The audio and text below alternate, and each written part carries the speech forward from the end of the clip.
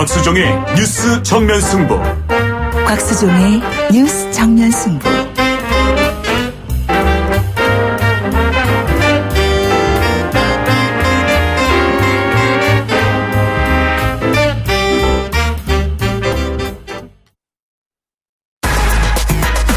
시원한 독살. 곽수종의 한방.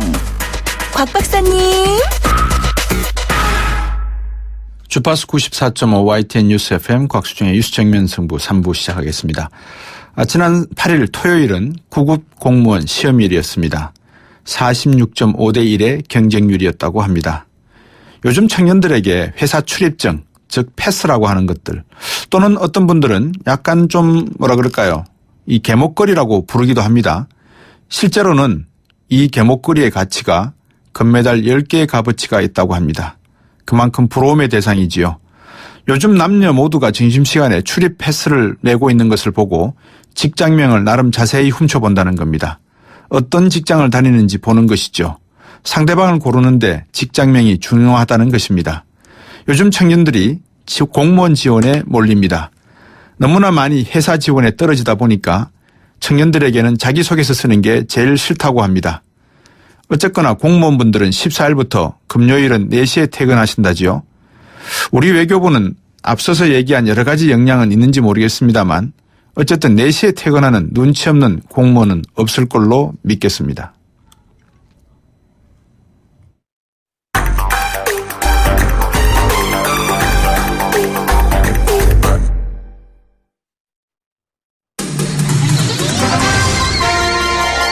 정면 스포츠. 네, 오늘 하루 동안 있었던 스포츠계 소식 정리해드리겠습니다. 스포츠 정면 승부 중앙일보 박민 기자입니다. 안녕하세요. 네, 안녕하세요. 요즘 KT 지난해 꼴찌였죠, 프로야구에서, 그죠? 네, KT가 최근 2년 연속 꼴찌팀인데요. 네. 올 시즌의 예상을 뒤엎고 올 시즌 7승 1패로 단독 선두를 질주하고 있습니다. 예, 원인이 뭡니까? 네, 먼저 김진욱 신인 감독이 강도 높은 훈련 대신에 예. 자유로운 분위기를 추구하고 있고요. 예. 또 창단 때 선발했던 우수 선수들이 네. 또 두세 번째 시즌을 맞으면서 기량이 크게 성장했는데요. 네. 특히 KT가 올 시즌 8경기에서 단 8실점, 경기당 1실점만 하고 있는데 예. 또 마무리 투수 김재훈 선수가 3세이브를 기록하는 등 예. 불펜진이 22이닝 연속 무실점 행진 중입니다. 결국 투수가 상당히 중요하군요, 야구에서, 그죠? 네, 야구에서 선발 투수의 전력은 팀의 60% 이상을 차지한다고 하고요. 네, KT에서는 정대현 선수와 피어베드 선수가 예. 또 선발로 나서서 2승씩 챙기면서 또 마운드에서 또 강한 모습을 보여주고 있습니다. 예. 이 청취자분들께 잠깐 제가 좀 여쭤보고 또 설명도 좀 드리고 싶은 것 중에 하나가 박민 기자께서도 좀 이해를 도와주세요. 이 프로야구, 야구 경기는 이 감독의 작전이 중요합니까? 아니면 9명의 선수 각각이 9인 삼각 경기를 하듯이 그렇게 조화롭게 시스템적인 경기를 해야 되는 겁니까? 어떻게 보십니까? 네, 스포츠마다 감독과 선수의 역할의 차이에 대해서 예. 의견이 분분한데요. 예. 또 특히 야구 같은 경우에는 감독이 라인업을 짜고 네. 수시로 선수 교체도 할 수 있고 네. 투수도 바꿀 수 있어서 예. 또 역할을 굉장히 크게 차지한다는 의견이 있고요. 예. 축구 같은 경우에도 감독의 역할에 따라서 또 예. 굉장히 의견이 분분한데 예. 퍼거슨 감독, 맨체스터 유나이티드 감독이 예. 축구에서 선수가 99%를 차지하고 예. 감독은 1%만 차지하는데 예. 또 1%가 팀을 바꾼다 또 이런 말을 할 예. 정도로 예. 또 굉장히 의견이 분분합니다. 그렇군요. 자, 프로야구에서 화제의 신인이 있다고 하는데 누굽니까? 네, 한국 프로야구 레전드 이종범의 아들인데요. 예. 넥센의 19살 이정호 선수입니다. 예. 이정호 선수는 그제 두산과의 경기에서 홈런 2개를 몰아쳤고요. 예. 올 시즌 8경기에서 주로 2번 중견수로 나서서 예. 타율 2할 8푼 6리, 홈런 2개, 예. 6타점 7득점을 올리면서 예. 또 부전자전의 활약을 펼치고 있습니다. 예, 아버지의 후광을 그냥 단순히 받아서 이렇게 경기를 하는 게 아니라 나름 이렇게 실력을 가지고서 아버지의 이름에 명예에 또 도움을 주고 그런 아들도 있네요. 네, 사실 스포츠 2세들이 예. 부모님의 그림자의 부담감을 느끼기도 그렇죠. 하는데요. 예. 또 이정호 선수는 또 아빠가 이종범인 게 재밌다고 말할 만큼 굉장히 긍정적이고요. 예. 그래서 프로야구에서 또 그 아버지 못지않은 모습을 보여주면서 예. 또 아버지의 별명 바람의 아들에 빗대서 예. 또 바람의 손자라 불리고 있습니다. 우리 박린 기자는 집에서 아버지를 부를 때 아빠라고 하세요? 아버지라고 하세요? 저는 어릴 적부터 아빠라고 불러서요. 그러시군요. 네, 지금도 그게 편합니다. 예. 네. 미 프로농구에서 대기록이 나왔다면서요? 네, 그 오클라호마 시티의 러셀 웨스트브룩 선수가 예. 그 오늘 덴버전에서 50점, 16리바운드, 10어시스트를 기록하면서 예. 그 올 시즌 42번째 트리플 더블을 달성했는데요. 네. 1961-62 시즌에 그 신시내티 로버트슨이 작성한 그 역대 한 시즌 최다 트리플 더블을 경신했습니다. 네. 이 트리플 더블에 대해서 청취자분들에게 잠깐 좀 설명 좀 해주시죠. 네, 그 트리플 더블은 한 선수가 한 경기에서 네. 득점, 리바운드, 어시스트, 가로채기, 블록슛 등 예. 그 5개 부분에서 예. 그 3개에서 두 자릿수를 기록해야 하는데요. 예. 또 웬만한 선수들은 평생 한 번도 하기 힘든데 또 이 웨스트브룩 선수는 올 시즌만 42번을 달성하면서 오, 예. 또 농구계 괴물이라 불리고 있습니다. 얼마 전에 한 경기에서 자기 혼자 76점인가 등저한 선수도 있었죠. 네, 제가 그 체크를 못했는데 예. 요즘에 또 그 NBA에서는 뭐 커리 선수라든지 네. 또 뭐 그 제임스 하든 선수라든지 또 이런 예. 선수들이 50점 이상 기록하는 경우도 그러니까요. 종종 있습니다. 그 프로농구 플레이오프 오늘부터 시작됐습니까? 네, 그 정규리그 1위 인삼공사와 예. 4위 모비스가 그 오늘부터 안양에서 예. 그 오전 3승제 4강 플레이오프 1차전을 치르고 있고요. 네. 또 오리온과 삼성은 내일 고향에서 또 1차전을 갖습니다. 그렇군요. 자, 프로농구도 재밌게 봐야 되겠습니다. 오늘 말씀 잘 들었습니다. 고맙습니다. 네, 감사합니다. 지금까지 중앙일보 박린 기자였습니다. 곽수종의 뉴스 정면 승부. 방송 들으시고 의견 있으신 분들은 지금 바로 샵 0945, 샵 0945. 짧은 문자 50원, 긴 문자 100원이 부과되는 휴대전화 문자 메시지를 보내주세요. 오늘 들으신 방송은 YTN 라디오 홈페이지와 곽수종의 뉴스 정면 승부 팟캐스트를 통해 다시 확인할 수 있습니다.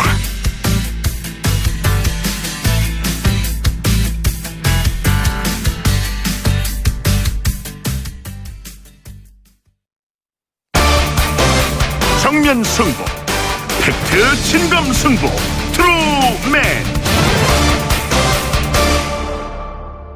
네, 정면승부 팩트 진검승부 트루맨 시간에서는 대선 후보 검증하고 있습니다. 오늘은 바른정당 유승민 후보 편입니다. 유승민 캠프 총괄본부장 맡고 계시는 진수희 전 보건복지부 장관 나오셨습니다. 안녕하십니까? 네, 안녕하세요. 반갑습니다. 네. 예. 예, 그렇습니다. 예. 자, 그리고 오늘도 날카로운 질문을 해 주실 분 시사인의 고재열 기자도 나와 계십니다. 안녕하십니까? 네, 안녕하십니까? 자, 오늘 세 가지 키워드로 역시 또 유승민 후보를 검증해 보겠는데요. 청취자 여러분들께서도 방송 들으시면서 우리 진수희 전 장관과 또 고재열 기자의 질문에 도움을 주시고 같이 여쭙고 싶은 내용이 있으면 문자 보내주십시오. 우물정 0945고요. 단문 50원, 장문 100원입니다. 첫 번째 검증 키워드부터 들어가겠습니다. 유승민 후보님 개인적으로 합리적 보수라는 생각이 듭니다. 그런데 여론조사 지지율 보면 안타깝습니다. 지금 대선 후보 중에 꼴찌인 것 같은데요. 그래서인지 홍준표 후보가 계속 합치자고 로브콜을 강하게 보내고 있던데 어떻게 하실 건가? 지더라도 진짜 안 합치실 거예요? 저는 광주에 부모님을 둔 시민입니다. 팩트 진검승부 첫 번째 검증 키워드 연대. 홍준표와 안철수의 단일화 러브콜에 유승민은 끝까지 마이웨이 가능할까? 네, 첫 번째 키워드부터 아주 강합니다. 완주하실 건가? 고재열 기자 마이크 드리겠습니다. 질문해 주시죠. 먼저 그동안의 검증보다 좀 오늘은 따뜻한 검증을 하게 될 것 같습니다. 감사합니다. 왜죠? 예, 왜죠? 왜냐하면 예. 제가 봤을 때는 유승민 후보는 예. 이렇게 본인이 챙겨 먹을 수 있는 어떤 그 부분에서 지금 약간 좀 다 못 먹고 있는 예. 어떤 그런 느낌이 있어서 제가 모질게 못할 것 같고요. 네. 저평가돼 있다는 말씀이시죠? 그러니까 제가 그 돌직구 대신에 예. 좀 변화구를 하나 드리겠습니다. 예. 완주에 관해서 워낙 질문을 많이 받으실 텐데 네. 시뮬레이션을 그러면 완주를 했을 경우 네. 완주를 했을 경우 그 뒤에 상황은 이제 어떻게 전개돼? 역으로 하면 저는 그걸 질문드리고 싶어요. 완주를 했을 때 어느 정도 지지율이 나고 그 뒤에 이제 어떤 이 바른정당이 상황에 이제 놓이게 될 것인지에 대해서 궁금합니다. 글쎄요, 이 질문은 돌직구보다 더 치기 어려운 변화구를 주신 것 같은데요. 지금 사실 완주에 대해서 이제 회의적인 시각을 갖고 계신 분들이 이제 당 안팎에 좀 많이 계신 것 같아요. 솔직히 네. 말씀드리면. 근데 사실은 연대한다라고 했을 때 그 대상이 자유한국당 그리고 홍준표 후보 그리고 다른 한쪽에 국민의당 안철수 후보 이렇게 있는데요. 거꾸로 제가 묻고 싶은 게 과연 자유한국당의 홍준표 후보와 단일화가 가능할지 그걸 되묻고 싶은데 아시다시피 홍준표 후보 자체가 워낙 이런저런 흠결이 많고요. 자유한국당 최근 상황을 보면 전혀 달라진 게 없고 오히려 임명진 비대위원장 나가시면서 도로 친박당이 되어버린 이 자유한국당 홍준표 후보하고 과연 연대가 가능하겠는가. 저는 가능하지 않다고 보고요. 그동안 후보가 쭉 얘기해온 이런 이 조건이라든지 이런 측면에서 볼 때 단일화가 가능하지 않다고 보고요. 그다음에 안철수 후보 국민의당하고 또 생각을 해보면 지금은 사실은 그 당면한 안보 위기가 굉장히 중요한 사항인데 과연 외교 안보 국방 측면에서 같이 갈 수 있는 후보일지 물론 이 사드 배치하고 관련해서 안철수 후보 자신은 최근에 입장을 좀 바꿨지만 사실은 대통령이 된다 하는 게 일 개인이 혼자 집권하는 게 아니지 않습니까?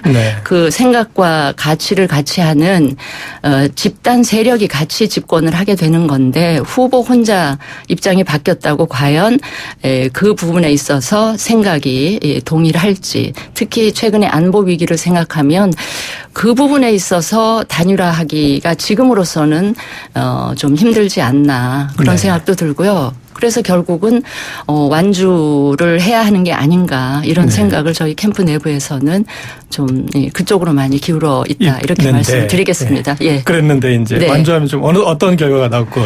완주하게 되면 지금 저희들은 한 달 정도 남았기 때문에 아시다시피 지난 한 2, 3개월 동안 굉장히 지지율 판도가 굉장히 많이 여러 번 출렁였습니다. 그 와중에 안 흔들리셨잖아요. 그런 걸 생각하면 이제는 우리 후보 얘기하듯이 마지막 타석에 본인이 이제 들어섰다. 조금 더 지켜보시라 이런 말씀을 하고 있고요. 저희도 같은 생각입니다. 그런데 이제 제가 가정법이니까 정치에 이제 가정법 하는 게 그렇게 좋은 건 아니지만 이를테면 지금의 지지율이 완주를 해서도 나온다면 사실은 이제 당으로서 상당히 이렇게 위태로울 수 있지 않겠습니까? 그러니까 어떤 당이 이런 당에서 우리가 어떤 다음에 정치적 미래를 도모할 수 있을 것인가 이제 그런 부분이 있을 텐데 그래서 좀.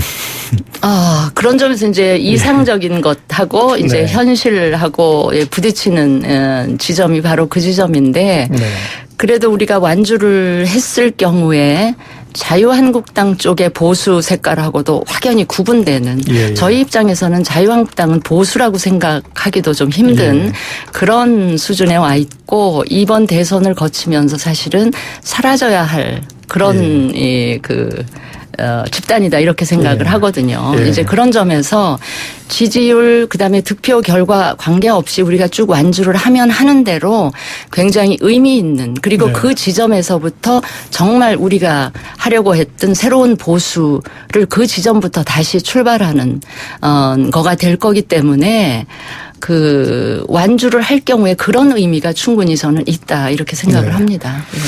이제 그리고 마지막에는 분명히 모아지는 표들이 있어서 지금 나타나는 지지율하고는 상당히 다를 것이다. 물론 이제 희망 섞인 전망이긴 합니다만. 만약에 이제 그런 어떤 이제 유승민 후보의 쏠림이 나타난다면 주로 이 어느 쪽에서 어떤 그 표가 조금 이렇게 넘어올 수 있을까요? 그러니까 지금 사실은 이 탄핵 국면을 거치면서 다수의 거의 3분의 2가 넘는 국민들이 과연 탄핵이 되느냐 마느냐. 그다음에 탄핵이 된 이후에는 이제 주로 정권 교체의 분위기 때문에 그 민주당이나 혹은 국민의당의 그 경선 과정이나 이런 데 쏠려 있었기 때문에 그러니까 지금까지는 보수 그리고 정말 새로운 보수가 설 공간이 그렇게 그 많지가 않았죠. 네. 그런데 이제 서서히 대선이 가까워오면서 이제 보수층 지지자들도 냉정을 되찾으면서 과연 그 보수의 미래 보수의 새 희망이 누가 될 것이냐를 좀 심각하게 신중하게 고민을 하기 시작하면 저는 그 유승민 후보 쪽으로 좀 마음을 또 힘을 모아 주시지 않을까 그렇게 믿고 있습니다. 일단 그 이렇게 유승민 후보와의 인연은 예전에는 좀 친이계 친박계로 또 나뉘어서 뭐 개인적으로는 이제 뭐 어떤 관계였을지 모르겠지만 어쨌든 상당히 진영이 나뉘었고 지금의 이제 문재인 안철수처럼 당시에 이제 또 대선 후보를 놓고 겨뤘기 때문에 많이 또 앙금도 있을 텐데 어떻게 이제 어떤 인연으로 이쪽 총괄본부장을 맡게 되셨는지 궁금합니다. 그런데 많은 분들이 2007년 당시 한나라당 그 치열한 경선 과정에서 MB 캠프와 박근혜 캠프로 경쟁하던 그 관계만을 떠올리시는데 사실은 진짜 그 인연은 그거보다 훨씬 전으로 거슬러 올라가서 2000년에 여의도 연구소에서 처음 유승민 후보하고 제가 만나게 됐고요. 그때 이회창 총재 대선을 하면서 정말 동고동락 하면서 그때 유승민이라는 사람의 실체를 제가 좀 봤고요. 굉장히 정책 능력이 아주 탁월하다는 인상이 깊게 남아있고 또 굉장히 그때도 뭐 소위 그 윗사람이라고 하는 분들한테 할 말 다 하고 절대로 굽히지 않는 이제 본인이 옳다고 생각하면 끝끝내 그걸 관철하는 그런 소신, 용기 이런 거에 제가 굉장히 이제 감탄을 했었는데 그러면서 어쩌다 이제 MB하고 박근혜 캠프로 나뉘어서 잠시 서로 이제 경쟁 관계에 있었지만 그 이후에 이내 관계를 다시 복원하고 소통을 계속 해오고 있던 차에 이제 최근에 이제 대선의 뜻을 나타내면서 도움을 청했고 저도 기꺼이 같이 일을 하겠다 이렇게 됐습니다. 그렇게 해서 이제 박근혜 전 대통령에게 할 말을 다 하셨는데 그러고 나니까 지금 이 배신자 프레임에 갇혀 있단 말이에요. 그러니까 오히려 그 어떤 문제 제기를 하고 그런 부분이 평가받기보다는 이제 이 배신자 프레임에 갇혀서 계속 지금 오히려 처음에 밖으로 나가서 창당하던 그런 국면보다도 지금 더 지지율이나 존재감 면에서 좀 후퇴했는데 좀 어떻게 보시는지. 저는 그 배신자 프레임에 참 제가 동의하기가 힘든 게 이 그 선거 프레임이라는 게 그래도 프레임으로 존재하려면 많은 국민들이 좀 납득하고 인정을 해야 되는데 제가 보기엔 그냥 보수 일부에서 혹은 이 박근혜 전 대통령에 대한 아주 열성적인 소수 지지자들이 만들어낸 프레임이지 제가 국민들께 되묻고 싶은 것은 과연 유승민 후보가 배신자입니까? 한번 물어보고 싶어요. 만약에 여론조사를 그런 여론조사를 한다면 저는 아니라고 답하는 비율이 거의 80% 넘게 나오지 않을까 싶어서 저는 그 프레임에는 동의하기 어려운데 한 가지 좀 유감인 거는 언론들도 그걸 계속 마치 굉장히 실체가 있는 것처럼 이렇게 하시는 게 저로서는 참 그 동의하기 어려운데 제가 현장에를 가봐도요. 제가 그 지난주에 서문시장 대구 거기를 따라가 봤는데 현장에서도 그런 얘기하는 사람은 거의 한두 분, 두세 분? 그것도 제가 보기에는 외부에서 오신 분들이 일부러 이제 유 후보가 온다니까 와가지고 거기서 이제 분위기를 좀 망가뜨리려고 하는 의도가 있는 그런 거였지. 정작 그 시장에 계신 분들은 굉장히 환영하고 그런 분위기였거든요. 그래서 과연 이 배신자 프레임이라는 게 실체가 있는 것인가 제가 좀 그날 현장에 가서도 의심을 하게 됐거든요. 지금 청취자 여러분들은 바른정당의 유승민 후보 편의 팩트 진검승부 트루맨 듣고 계십니다. 유승민 캠프 진수희 총괄본부장 나와 계시고요. 고재열 기자가 질문하고 있습니다. 잠시 후 이어가겠습니다.